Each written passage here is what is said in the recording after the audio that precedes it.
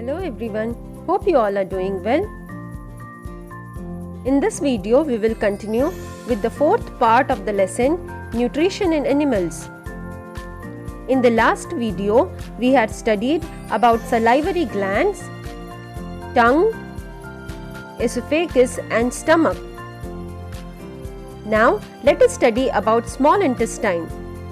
The small intestine is highly coiled and is about 7.5 meters long. Small intestine receives secretions from liver and pancreas. Besides this, the walls of small intestine also secretes juices. Liver is a reddish brown gland situated in the upper part of the abdomen on the right side. It is the largest gland in the human body.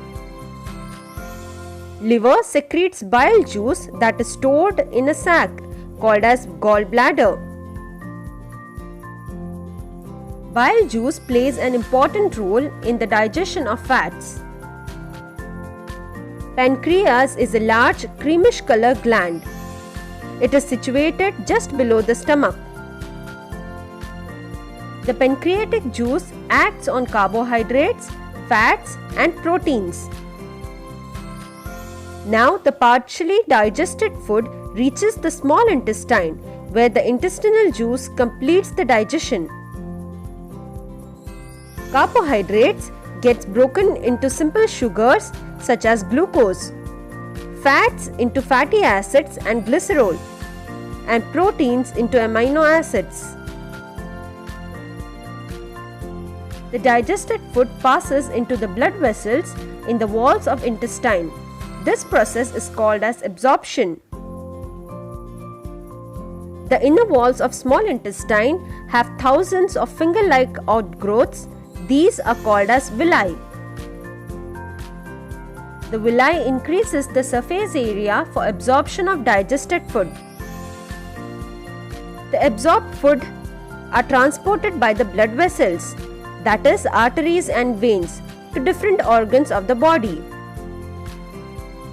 This process, wherein the absorbed substances are transported by the blood vessels to different organs of the body where they are used to build complex substances such as proteins, is called as assimilation. In the cells, glucose is broken down with the help of oxygen into carbon dioxide and water, and energy is released. The undigested food that is remaining enters into the large intestine.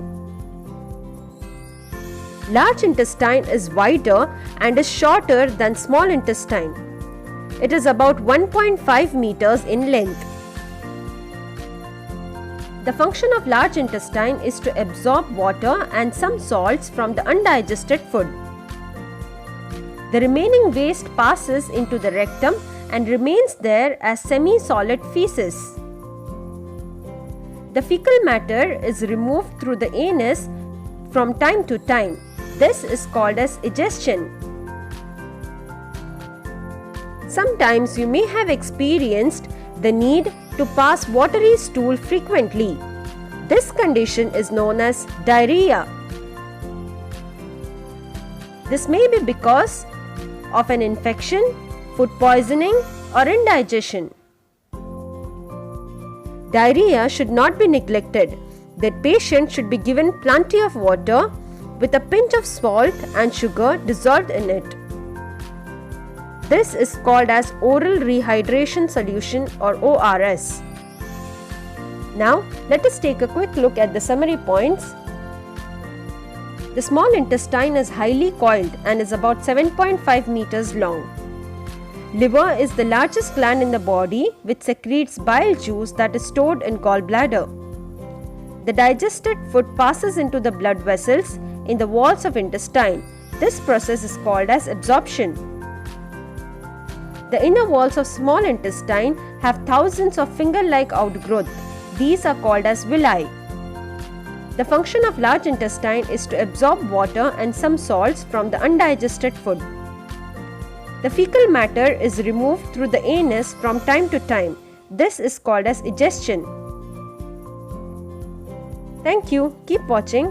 Please like, subscribe and press the bell icon to get notifications of the upcoming videos.